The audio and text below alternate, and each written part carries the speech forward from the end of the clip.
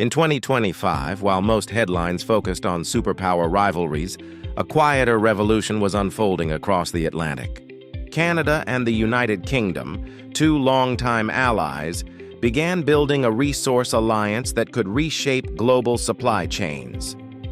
It wasn't loud or dramatic, but it was strategic, a new partnership in critical minerals, green technology, and trade infrastructure. As Washington watched from afar, London and Ottawa were drawing up plans that could redefine who controls the world's next industrial boom. This is the story of the UK-Canada Critical Minerals Alliance, and why it's catching everyone by surprise. Welcome to Geocapitalist, where we decode how power, policy, and resources move the global economy.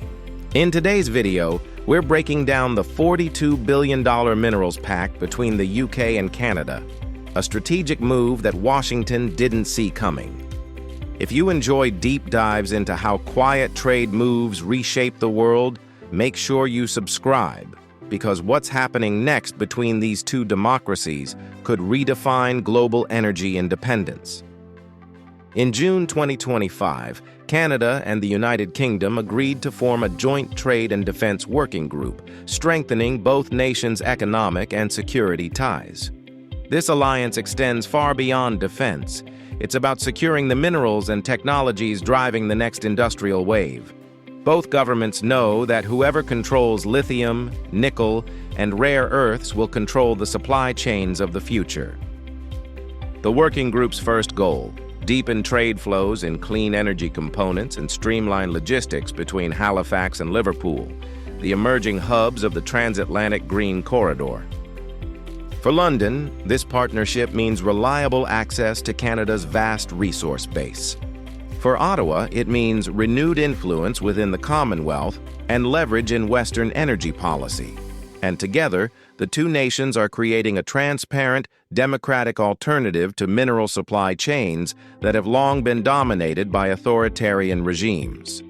Behind closed doors, both governments have also begun planning new port infrastructure upgrades and digital customs corridors designed to shorten export timelines for critical materials by up to 40%. British shipbuilders are in early discussions with Canadian ports about next-generation hydrogen-powered cargo vessels to transport minerals and refined components across the North Atlantic. Policy advisors inside Ottawa view this as the most strategic Commonwealth trade evolution since the 1950s, a shift that reconnects the two nations not just through history, but through the energy systems of tomorrow. As the world races toward electrification, the Halifax-Liverpool axis could quietly become the backbone of a global clean energy supply chain linking North America and Europe. By October 2025, Canada's Minister of Energy and Natural Resources met in London with the UK's industry minister and their envoy for the Critical Minerals Production Alliance. The goal was simple: transform a diplomatic relationship into a supply chain powerhouse. Both sides discussed shared investment in refining capacity, battery manufacturing, and even nuclear fusion energy cooperation. London pledged to expand financing through the UK Infrastructure Bank, while Canada offered incentives from its Critical Minerals Strategy Fund, worth over $1.5 billion. Unlike traditional deals, this isn't about one project. It's about aligning national strategies. For Canada, the partnership strengthens its position as the Western Hemisphere's supplier of clean minerals. For Britain, it's a pathway to reindustrialization and resilience after Brexit. Together, they're setting a new standard for energy independence, rooted in trust, transparency, and shared democratic values. The London meeting also marked the first formal coordination on supply chain mapping, identifying where both countries can complement each other's strengths. Canada's raw materials and processing capacity, combined with the UK's engineering expertise, financial networks, and policy leadership in ESG governance. Plans are underway to launch a bilateral sustainable investment task force in early 2026 to attract private capital into joint ventures. It's a pragmatic partnership driven by necessity, not nostalgia. With resource nationalism rising worldwide, The Canada-UK model is becoming a blueprint for how democracies can secure strategic resources without sacrificing environmental integrity or market fairness. On July 3, 2025, the UK Research and Innovation Council announced over $4 million Canadian in joint funding with Natural Resources Canada. The mission? Accelerate research into mine water cleanup, critical mineral recycling, and environmentally safe exploration technologies. Behind the modest number lies a deeper strategy. Connect British science with Canadian geology. Universities in Manchester, Nottingham, and Vancouver are now collaborating on advanced processing for lithium and rare earth separation. It's science diplomacy at work, and it's attracting global attention. European automakers and renewable energy firms are already exploring partnerships to tap into this network, seeing Canada as the stable alternative to high-risk suppliers. The goal isn't just extraction, it's innovation. By linking research ecosystems across the Atlantic, Canada, and the UK are building intellectual infrastructure as valuable as any mine. The partnership also opens doors for cutting-edge environmental analytics, satellite imaging to monitor tailings stability, AI-assisted ore detection, and carbon tracking software for mining emissions, all being co-developed through this alliance. The collaboration further aligns with the UK's critical minerals strategy, which emphasizes resilience through innovation. Canadian labs are sharing breakthroughs in hydrometallurgy that reduce chemical waste in lithium processing by up to 60%, while UK researchers contribute breakthroughs in circular economy design for reusing metals from old electronics. What began as a research grant has evolved into a transatlantic innovation bridge, one designed to give allied democracies technological control over the clean energy materials that will define the next half-century. Corporations are moving fast to align with this new alliance. The Anglo-American tech merger, announced in September 2025, created a $53 billion mining powerhouse with headquarters in London and major operations in Canada. This consolidation immediately shifted control of some of the world's most important copper assets, just as demand for the metal is forecast to double by 2035.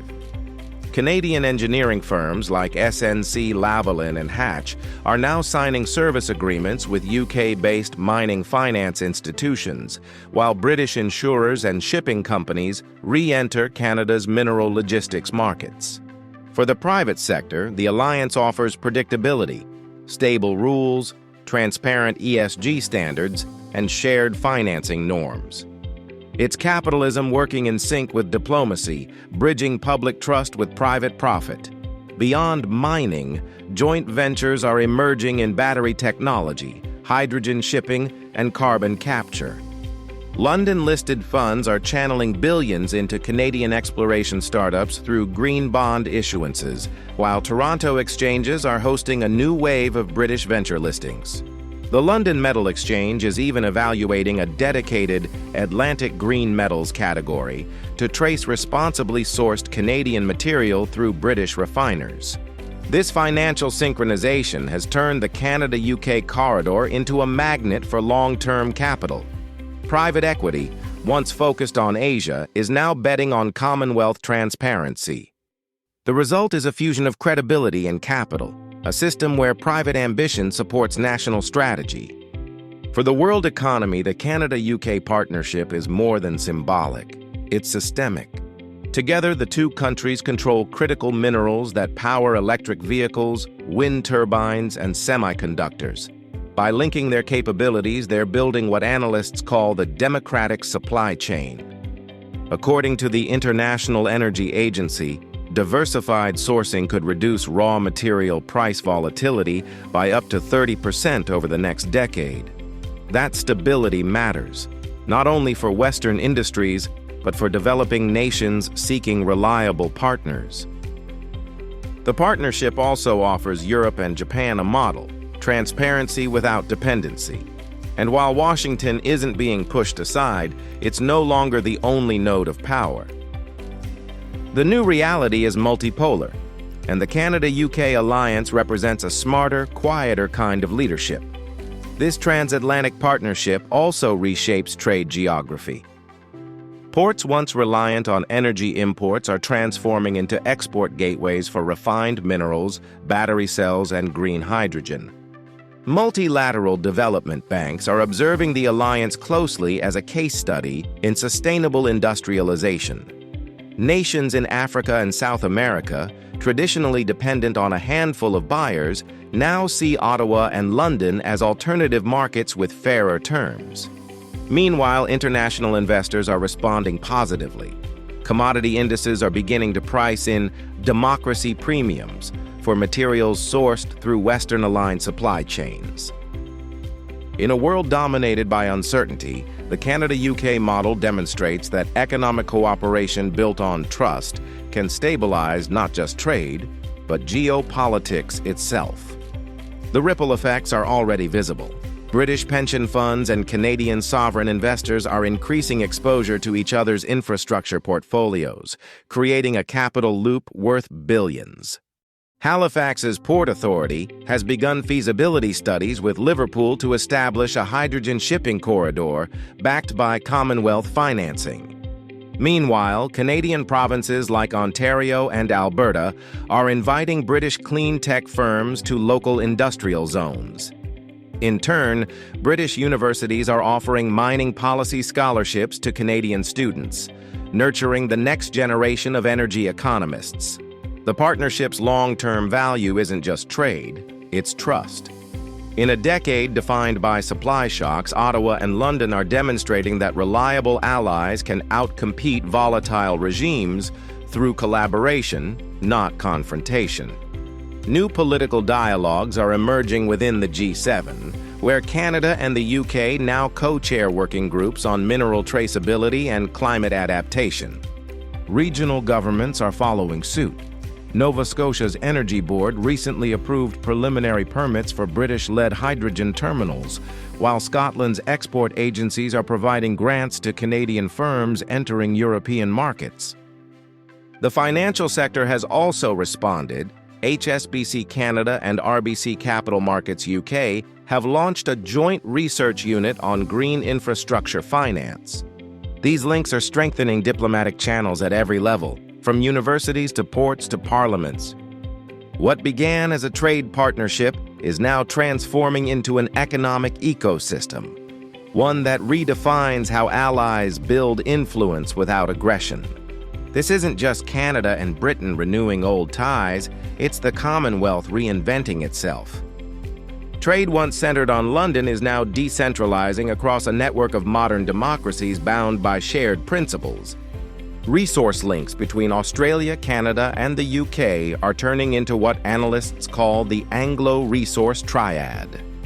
By embedding ESG compliance, labor rights, and green financing in their supply chains, they're attracting global pension funds hungry for low-risk returns. Financial centers in London, Toronto, and Sydney are quietly syncing policy frameworks. For the first time since the post-war era, the Commonwealth is shaping, not following, the global economic agenda. The transformation goes beyond economics. It's geopolitical renewal. The same countries once tied through history are now connected by shared innovation. Digital trade agreements, carbon credit exchanges, and cross-listed green bonds. Commonwealth infrastructure funds are expanding their portfolios to include ports, renewable grids, and data corridors. Singapore is emerging as the financial hub linking Asia to this Western resource network, while New Zealand plays a growing role in sustainable food exports tied to green logistics. What was once a colonial framework is being reshaped into a 21st century alliance of equals, nations leveraging trust, rule of law, and innovation to outcompete larger powers through cooperation. Analysts at the London School of Economics describe it as a Commonwealth 2.0, an agile economic bloc united not by empire, but by ethics and technology. For investors and policymakers, this signals a clear truth. The Commonwealth is back, not as nostalgia, but as the blueprint for a balanced, democratic world order. By 2030, the Canada-UK partnership could mature into a fully integrated energy and resource corridor. Shared critical mineral refineries, transatlantic green shipping routes, and joint climate innovation hubs will define the alliance's next phase. If current trends continue, joint projects could exceed 40 billion Canadian dollars in value by the decade's end. For Canada, this means diversifying beyond North America. For the UK, it's re-establishing itself as a powerhouse of sustainable trade. And for the rest of the world, it's a signal. The era of one-nation dominance in resources is over. The future belongs to those who collaborate, adapt, and build systems of shared prosperity. The blueprint is already taking shape. Trade ministries are drafting a green corridor agreement to synchronize shipping emissions standards, and both nations are co-funding climate tech accelerators to commercialize new materials for batteries and solar panels. Analysts expect Canada's Atlantic ports to become gateways for hydrogen and processed minerals bound for Europe, while British engineering firms will anchor high-value manufacturing in return. This partnership could redefine how allies approach economic growth, linking sustainability with profitability. As automation, AI, and renewable infrastructure expand, the next decade will test whether democracies can lead the clean energy revolution. If the Canada-UK alliance succeeds, it won't just change trade. It will reshape how nations compete, not through dominance, but through intelligent, cooperative power. This is Geocapitalist, decoding the UK and Canada's $42 billion minerals pact Washington didn't see coming. If you found value in this breakdown, make sure to check out our next video. It connects directly to the story unfolding right now. And don't forget to subscribe. Your support helps us keep decoding these global power shifts, clearly, calmly, and without compromise. Now we'd like to hear from you. Do you think this critical minerals alliance is the future of global power, or just another temporary partnership? Share your thoughts below. We read every comment. Either way, one thing's certain, the future is wired. Thanks for watching, and we'll see you in the next one.